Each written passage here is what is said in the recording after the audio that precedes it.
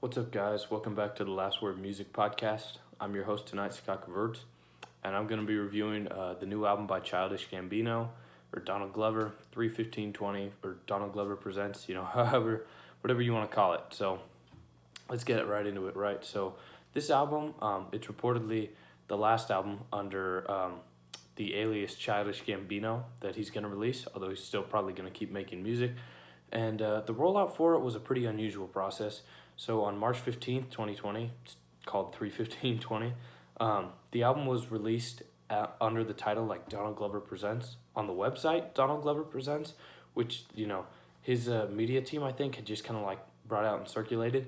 And then, so the website featured kind of like a collection of the songs. It was released on like YouTube too. And then like a week later, it came out on traditional streaming services, Spotify, Apple Music, all that stuff. And it was no longer called Donald Glover Presents. It was titled 31520. So the album has a very ambiguous kind of title and style almost. Like the album art cover is just a white, blank space. And most of the songs in the album, they're titled after like their timestamp. So like, for example, the song 3222, it begins at the 32-minute, 22-second mark on the album, like 32 minutes through the album. So, things about the album, like the voice variation on it is very strange because Childish Gambino has just like completely different tones and inflections on almost every song. It's a really unique album in that sense.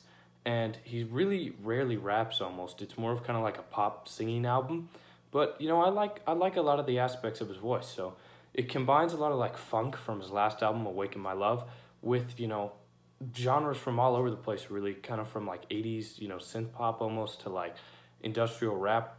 So it's kind of all over the place. It's a very diverse album, and sometimes it helps it, sometimes it hurts it. The results are a little bit mixed. Sometimes the transitions can be a little rough, and at the same time too, a couple of the songs feel a little bit like poor imitations of music we've already heard. But in other spaces, he creates really great syntheses of different genres, and so it's a very enjoyable album in those parts. So I'm going to kind of take you guys through almost track by track. The first track, 000, right, named after the timestamp, first track, it's kind of vacuous. It just has the same set of lyrics repeating over and over. He says like, we are, we are, we are. And the second track has kind of like a weird distortion on his voice that I'm not really vibing with.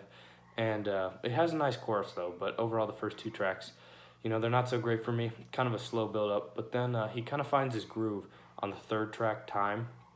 And on Time, which is probably the catchiest song on the entire album, it features really like 80s pop synthesizers, and it's got like this riff that almost sounds like descending lasers. That's pretty cool.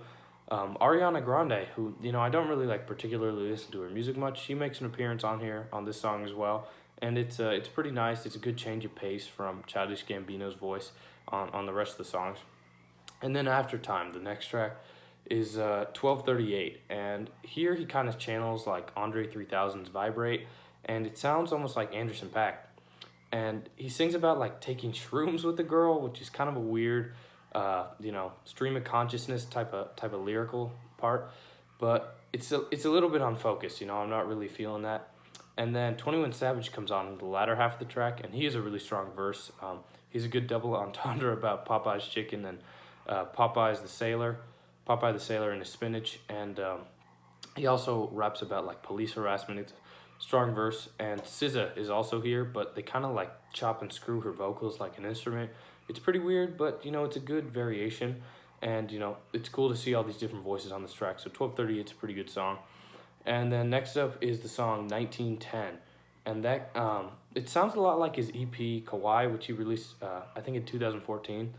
And I really enjoy his vocals on this track, and he has a really good bar about like being happy really means that someone else ain't. He sings it well. I don't really do it justice, but 1910 is a pretty good song. And then the next track, 2419, it kind of marks the beginning of like a lull in the middle of the album. It's all right, and his vocals are pretty on the song, but it's really too long. It comes in at nearly 8 minutes, and the last few minutes, it just kind of seems a bit repetitive. And he just, this is kind of the one spot on the album where the lyrics start to get a little bit corny for me. The last few minutes, he kind of just repeats, like, I love you, thank you, our love is so great. And if you're actually like listening to the lyrics, it gets a little cheesy, but on the rest of the album, the lyrics are pretty strong. That's not really a weakness of Childish Gambino. So next up is the song 3222, which is my least favorite song on the album. It's kind of like a mix of like Travis Scott and like Kanye's album Yeezus, and it just kind of flops for me. It doesn't really seem to fit in with the rest of kind of like the funkiness of the album. This seems a little bit out of place with all the other like soulful tracks. It's a lot more hard hitting, and I don't know, I don't really buy it. Next song, 3531. It's cheery, and I don't really care for his vocals on this one though. It sounds kind of like it's made for like TikTok, and it's just too repetitive for me.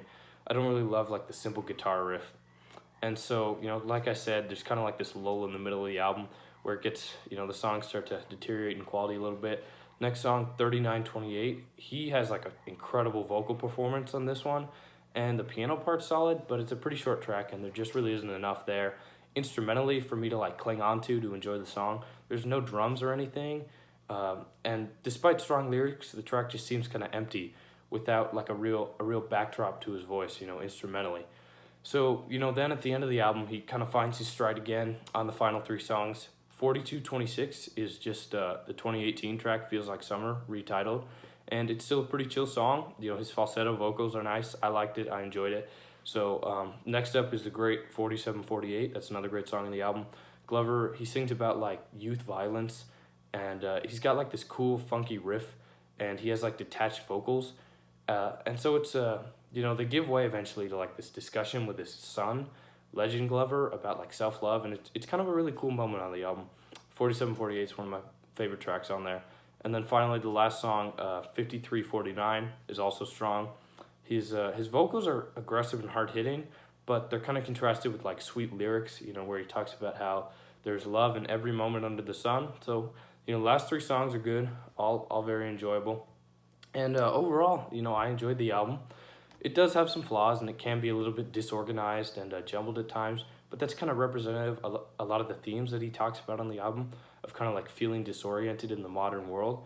And, overall, for Childish Gambino's last album, or at least under that name, I feel like Glover did a pretty solid job, and, I enjoyed at least like half the songs on there. I enjoyed the album, so I'm going to take you guys through our rubric that we always bring up now. Lyricism, worth 20 points. I gave him a 15 out of 20. Like I said, there's like a couple moments where it feels a little corny, but for the most part, he tackles some pretty intense themes. This is never a weakness for him. He's a Renaissance man, right? Like he's a singer, he's a writer, he's a rapper, he's a director, he's got TV shows, he's a comedian. So, depth and profundity isn't really a problem for him like we see with some other rappers. Pretty strong lyrics here, 15 out of 20. For album narrative and sequence, I gave him a 13. It's interesting because at some points it's great to hear like such a diverse collection of music, but in other points it just seems kind of like disorienting, and I don't know, the transitions are a little rough between different moods on different songs in the album, so I gave him a 13 out of 20. Next up is flow, which really applies more to rapping, and he doesn't do a ton of rapping here, but it's still kind of like following the beat with your voice, so I gave him an 8 out of 10 on that. He does a good job on that throughout the album.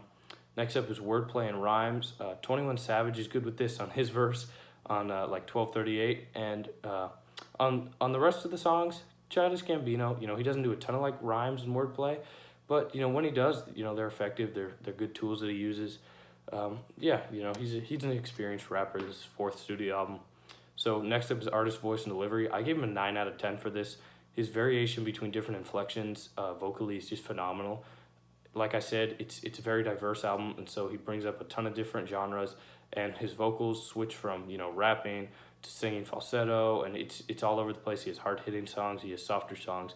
I really loved his delivery on like almost all the songs. So next up is features, which I gave him an 8 out of 10. He doesn't have a ton of features on here, but Ariana Grande has a nice small little appearance on the song Time, like I mentioned. 21 Savage has a good verse, like I said before, and SZA is also on that song. And I think there may be one or two other features on here that I can't really remember. They weren't too notable, but I give him 8 out of 10. I enjoyed 21 Savage's verse. Pretty good stuff. And then production, I said 7 out of 10. Like I mentioned before, on a couple of the songs, the instrumental part seems a little like empty or vacuous. So I didn't love all the production, but at the same time, there were a lot of other spots where he just layered a ton of really cool different instrumentals from like the 80s, like pop and synthesizers and piano parts and stuff. And so those were really unique, interesting parts. So I gave him a 7 out of 10 overall for that. And then memorability, I gave him a 7 out of 10. This album so far has generated some mixed reviews. Some big music critics, kind of like Anthony Fantano and stuff, they haven't really liked it. They've given him like a 4 out of 10. Other people have given it, like perfect scores. They really loved it, found it like a unique moment in the modern world. So, I think it'll have like a pretty, significant impact. And at the same time, too, he said it's his last album under the Childish Gambino alias. So I think that will also make the album pretty memorable. It's unique, like I said, how it doesn't really have song titles for a lot of the songs. It's got like this blank album artwork. So, I said 7 out of 10 memorability and, re-listenability. There's a lot of songs on here that I can go back and listen to that I liked. Overall, my favorite tracks on the album were Time, 1238, 1910, 4226, and 4748. And my least favorite track was probably 3222, the, industrial rap kind of Travis Scott one. And my overall grade for the album is a 74 out of 100. So thanks for listening, guys. Tell us what you think in the comments below. Did you love the album? Did you hate it? Just let us know. Any recommendations for albums to review? We've got plenty of free time with the whole coronavirus thing. So let us know. We'll get to work. Thanks for watching. I'm your host, Scott Caverts. This has been The Last Word.